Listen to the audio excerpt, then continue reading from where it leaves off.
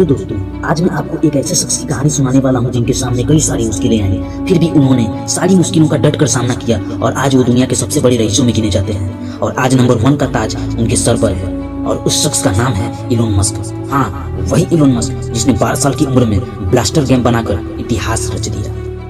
इनका जन्म 18 जून 1971 में साउथ अफ्रीका के प्रेटोरिया शहर में हुआ। पिता का नाम इलोन मस्क था और वो एक इंजीनियर होने के साथ साथ एक पायलट भी थे। इनकी माँ का नाम मिया मस्क था जो कि एक मॉडल थी। इलोन मस्क बचपन में ही पढ़ने में बहुत रुचि रखते थे और 10 साल की उम्र में उनको कंप्यूटर में भी बहुत इंटरेस्ट आ गया था और सिर्फ 12 साल की उम्र में ही कंप्यूटर प्रोग्रामिंग सीखकर एक ब्लास्टर नाम का गेम बना डाला, जिससे उन्होंने $500 में पीसी एंड ऑफिस टेक्नोलॉजी नाम की एक कंपनी को बेच दिया और यहीं से उनकी प्रतिभा झलकने लगी थी। बचपन में वो इशेक एजिमोव की किताबें पढ़ा करते थे और शायद यहीं से उनको टेक्नोलॉजी के प्रति इतना लगाव हो गया था। बचपन में इनको स्कूल के दिनों में बहुत परेशान किया जाता था, लेकिन भले ही उनको बचपन में परेशानियों का सामना करना पड़ा, लेकिन आगे चलकर उन्होंने मानवता के हित में काफी सराहनीय काम किए। 17 साल की उम्र में उन्होंने क्वीन यूनिवर्सिटी से अपनी ग्रेजुएशन की पढ़ाई शुरू की और वहां पर 2 साल पढ़ने के बाद फिर यूनिवर्सिटी ऑफ पेंसिल्वेनिया में ट्रांसफर हो गए, जहां पर उन्होंने 1992 में फिजिक्स में बैचलर ऑफ साइंस की डिग्री ली। 1995 में इलोन मस्क पीएचडी करने के लिए कैलिफोर्निया शिफ्ट हो गए, लेकिन वहां पर रिसर्च शुरू करने के 2 दिन के अंदर ही उन्होंने पढ़ाई छोड़ दी और एक सफल व्यवसायी बनने के लिए अपने कदम बढ़ा लिए। 1995 में इन्होंने अपने भाई के साथ Zip2 नाम की एक सॉफ्टवेयर कंपनी शुरू की, जिससे आगे चलकर कॉम्पैक्ट कंपनी ने $307 मिलियन देकर खरीद ली। इसके बिकने के बाद Zip2 में अपने 7% के शेयर से इलोन मस्क को कुल $22 मिलियन मिले। फिर 1999 में इन पैसों में से $10 मिलियन का निवेश करते हुए इन्होंने X.com की स्थापना की, जो कि एक फाइनेंशियल सर्विस देने वाली कंपनी थी। और 1 साल बाद यह कंपनी कॉन्फिनिटी नाम की एक कंपनी के साथ जुड़ गई। कॉन्फिनिटी कंपनी की एक मनी ट्रांसफर सर्विस हुआ करती थी, जिसे आज हम पेपल के नाम से जानते हैं। 2002 में ईबे ने पेपल को $1.5 बिलियन में खरीद लिया और इस डील के बाद इलोन मस्क को $165 मिलियन का फायदा हुआ। फिर 2002 में ही जमा किए हुए पैसों में से $100 मिलियन की रकम के साथ इलोन मस्क ने स्पेसएक्स नाम की कंपनी की स्थापना की। 2003 में इन्होंने 2 लोगों के साथ मिलकर टेस्ला नाम की एक कंपनी की शुरुआत की और 2008 के बाद वो टेस्ला के सीईओ के तौर पर काम करने लगे। फिर 2006 में इलोन मस्क ने अपने कजिन की कंपनी सोलर सिटी को फाइनेंशियल कैपिटल मुहैया करवाया और इसे शुरू करने में अहम भूमिका निभाई। और फिर 2013 में सोलर सिटी अमेरिका में सोलर पावर सिस्टम मुहैया करवाने वाली दूसरी सबसे बड़ी कंपनी बन गई। फिर आगे चलकर 2016 में टेस्ला ने सोलर सिटी को अपने अंतर्गत ले लिया। दिसंबर 2015 में इलोन मस्क ने एक आर्टिफिशियल इंटेलिजेंस रिसर्च कंपनी की शुरुआत की, जिसका नाम OpenAI रखा गया। 2016 में इलोन मस्क न्यूरालिंक नाम की एक कंपनी के को फाउंडर बने और ये कंपनी आर्टिफिशियल इंटेलिजेंस और इंसानी दिमाग को जोड़ने के काम में लगी हुई है। तो कैसे इन्होंने अपने जीवन की सबसे बड़ी कामयाबी हासिल की, एक ऐसा रॉकेट बनाकर जो लॉन्च के साथ साथ वापस धरती पर लैंड भी हो सके और उसे दोबारा इस्तेमाल किया जा सके, जो कि उस समय एक नामुमकिन जैसा काम था। तो आइए जानते हैं उनकी इस अद्भुत कहानी को, जिससे हमें भी जीवन में कुछ बड़ा करने और सफल होने की एक प्रेरणा मिलती है।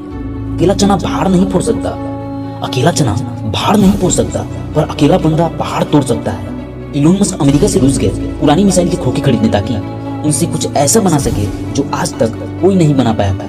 रॉकेट जमीन से उड़ने वाला नहीं, उड़ के जमीन पे वापस आने वाला रॉकेट। ऐसा रॉकेट जो किसी ने सोचा भी नहीं होगा कि मुमकिन है।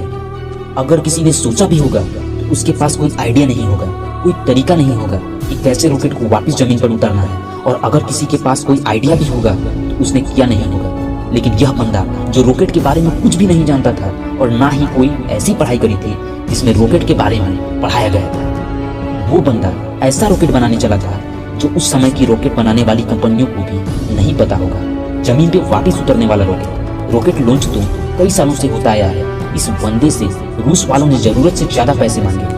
कहा जाता है कि रूस में जो मीटिंग हुई थी, उस मीटिंग में इस बंदे का मजाक भी उड़ाया गया था।